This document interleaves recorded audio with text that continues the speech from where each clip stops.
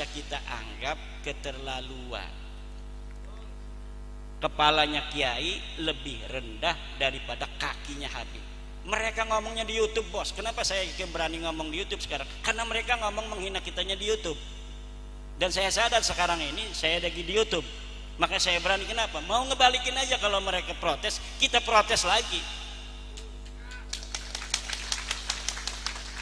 Mereka ngomong Kiai Tae itu di YouTube, bos. Kiai Tae itu kalau yang berani ngawinin Habibah. Emangnya siapa yang mau ngawinin Habibah? Enggak ada. Sekarang kita, anak cucu kita yang perempuan yang cantik-cantik jangan mau dikawinin oleh Balawi. Jangan mau. Kasihan nanti keturunan kita. Enggak, ya enggak. Kalau yang udah yang tobat, enggak apa yang tobat. Yang tobat ya enggak apa-apa, yang buat Mas Nawasulasa. Dan kalau mereka menghentikan penghinaan kepada warga Nusantara, ya kita menghentikan juga. Yang penting satu, nasab ente sudah putus. Jangan ngaku-ngaku turunan Nabi lagi. Kita sudah yakin seyakin-yakinnya berdasarkan tes DNA dan sedon-donnya berdasarkan studi manuskrip, studi pustaka, baik pustaka kitab nasab maupun pustaka kitab sejarah, bahwa ente nasabnya putus. Kalau misalnya ada orang kita yang masih percaya sama nasab ente, ya silakan saja masing-masing.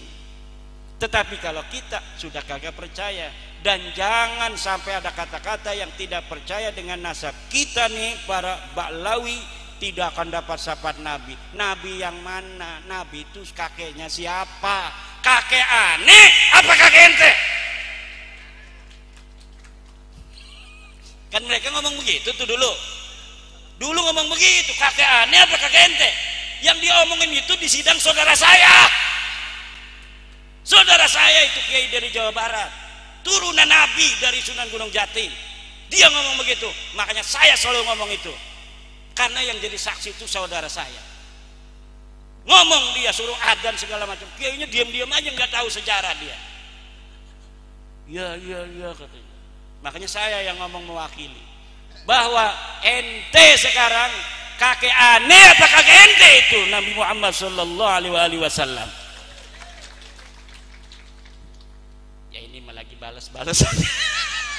Karena ini dari Allah tuh, balasannya semuanya terlihat. Dulu mereka ngomong begini, ada saudara saya di Cirebon mau kawin sama Kabibah, itu sama Rabi Talawiyah. Mana katanya manuskripnya yang menyebutkan bahwa benar ini keturunan Nabi dari Sunan Gunung Jati. Coba Sunan Gunung Jati punya anak Paseran ini, mana manuskripnya? 3 harus manuskrip sejaman, digituin. Paseran punya anak ini, mana manuskrip sejamannya? Ini punya anak ini, sampai itu dianya ini ditanyain manuskripnya di Rabi Talawiyah.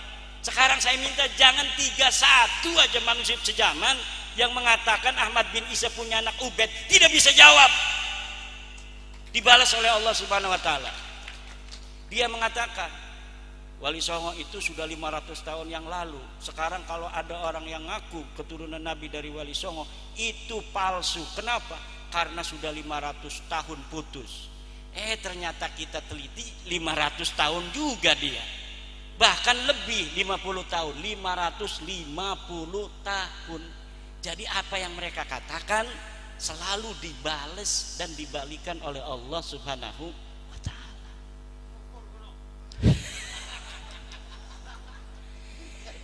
Ini saya juga aneh ini. Coba bapak-bapak, kalau bapak-bapak sudah merdeka hatinya ya, merdeka serak saja. Itu luar biasa. Allahumma sholli ala sayyidina Muhammad. Tapi kalau yang belum merdeka ini punya ngedengerin saya. Pengennya nonjok aja. Tapi insya Allah kita karena tujuannya baik, kita bukan benci sama mereka loh. Kita benci kepada apa yang telah mereka ucapkan di YouTube itu. Kita benci pengakuan mereka yang sudah terbukti palsu, kemudian mereka tidak mau menerima. Itu saja. Kalau mereka mau menerima, oke, wahai seluruh masyarakat Sragen, saya minta maaf kalau ada kesalahan dan saya sekarang tidak lagi mengaku turunan Nabi. Tolong saya undang untuk selawatan di Mambaut Thoyibah. Diundang dapat. Udah nggak ngaku lagi turun Nabi. Betul. Waduh, lebih gawat dari saya ini. Kalau yang dari panjenengan tesisnya itu metode akademisi saja atau metode penggunaan kitab yang mutakbaroh? Menggunakan metode penelitian. Metode penelitian itu harus melakukan proses heuristik. Heuristik itu mengumpulkan seluruh sumber. Jadi disebutin sumbernya yang berkaitan dengan Nasab Balwi. Yang kedua adalah proses kritisasi sumber. Setelah sumbernya itu ada, dikritisi. Satu, ini kitab layak tidak, valid tidak untuk dijadikan sebuah sumber. Oh ternyata ini diinterpolasi, ini kitab palsu, abaikan. Seperti ada di Balwi itu kitab namanya Abnaul Imam, dikarang abad ke-5 tapi isinya sudah ditambahin oleh Habib Jamalul Lail. Jadi kitabnya sudah tidak asli lagi. Akhirnya saya abaikan, ini tidak masuk dalam kategori sebagai sumber. Setelah kritik sumber satu kitab per kitab, kemudian ada interpretasi sumber. Jadi apa yang ada itu kita interpretasikan. Setelah diinterpretasikan, kemudian dihistoriografi. Ini metodologi penelitian dalam penelitian sejarah. Karena apa? Karena Abdullah atau Ubaid ini adalah tokoh sejarah. Tokoh sejarah yang harus diverifikasi benarkah dia historis atau ternyata dia ahistoris. Maka diperlukan metodologi sejarah dalam memverifikasi apakah seorang ini betul-betul historis atau dia adalah ahistoris. Dan terbukti sosok Ubaid ini tidak ada di dalam kitab-kitab, di dalam buku-buku sejarah yang ada pada masanya atau masa yang paling berdekatan dari kitab yang ditemukan yang membicara tentang keluarga mereka. Itu metodologi penelitian sejarah. Kalau tidak boleh dalam sejarah kita menggunakan metodologi penelitian ilmiah tentang pemikiran.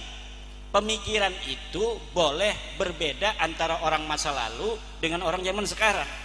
Kalau khobar berita tidak boleh berbeda. Sumbernya itu harus sama dan harus ittisol karena dia riwayat sejarah. Nah, ini kelemahan daripada kita para santri itu asal ada kitab abad berapa aja tentang sejarah itu dianggap sahih. Kayak Ustadz Idrus Romli kemarin, ini ada kitab abad ke-9, ada abad kitab 10. Iya betul, tapi itu setelah pengakuan. Sebelumnya di abad 4 itu, di mana yang diakui itu hidup, tidak disebutkan dia punya anak namanya Ubaid. Abad yang kelima tidak ada, abad ke-6 tidak ada, abad ke-7 tidak ada. 550 tahun dia tidak disebut sebagai punya anak namanya Ubaid. Kok tiba-tiba di abad 9 disebutkan dia mempunyai anak namanya Ubaid? Berarti berita di abad 9 ini adalah berita palsu. Itu. Ya. Satu lagi. Mungkin permintaan permohonan gitu. Karena ini kan tesis karya ilmiah, mungkin banyak terjadi perbedaan pendapat. Nah, kemudian ini menyangkut keyakinan juga bahwa Mbak Alwi itu tidak sampai ke Rasul nasabnya. Secara ilmiah kan hukum-hukum itu kan melalui ilmiah, tapi yang secara hakikat kan hanya Allah yang tahu. Nah, untuk mengetahui ini sudah sesuai dengan hakikatnya kan hanya Allah yang tahu karena ini tarafnya ilmiah. Nah, kayaknya tes DNA juga mendekati itu. Nah, pertanyaan karena hukumnya empirik gitu. Permohonan saya itu mungkin karena tema tesisnya itu memutus nasab. Mungkin kami minta pertanggungjawaban bagaimana nanti kalau secara hakikatnya itu memang benar nasabnya sampai ke Rasul.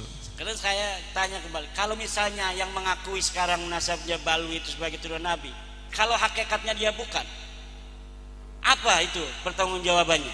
Yang maksudnya ini kan bentuk perlawanan dari jawaban jenengan. Tapi seumpama kalau memang hakikatnya benar ataupun salah, kalau salah kan kita sudah sesuai. Cuman kalau hakikatnya benar itu nanti bagaimana? Iya, orang-orang yang mengakui itu, yang karena mereka mengakui Ba'lawi sebagai turunan Nabi kemudian mereka menghina orang itu, Kan berarti mereka itu membantu Ba'lawi berbuat maksiat. Boten. Iya, ini apa hukum balik bebaliknya. Maksudnya orang dari yang hari pertanggungjawaban ini ketika nanti dipertanggungjawaban oleh Allah ngoten lho. Iya, pertanggungjawaban kepada Allah. Orang yang sekarang mengakui Ba'lawi yang sudah terbukti secara ilmiah, secara DNA, secara pustaka, secara sejarah, sudah putus mustahil menurut DNA dia keturunan Nabi, sekarang masih mengakui. Apa pertanggungan jawab mereka nanti kalau di hadapan Allah mereka disebut memasukkan keturunan Nabi yang bukan keturunan Nabi sebagai keturunan Nabi? Itu karena apa? Karena dalil mereka tidak ada. Yang ada dalilnya yang membatalkan nasab Ba'lawi. Yang Muhyiddin nggak punya dalil sampai sekarang. Muhyiddin siapa yang bisa bawa dalil bahwa Ba'lawi turun Nabi? Datang ke saya. Nggak ada. Mustahil mereka turunan Nabi.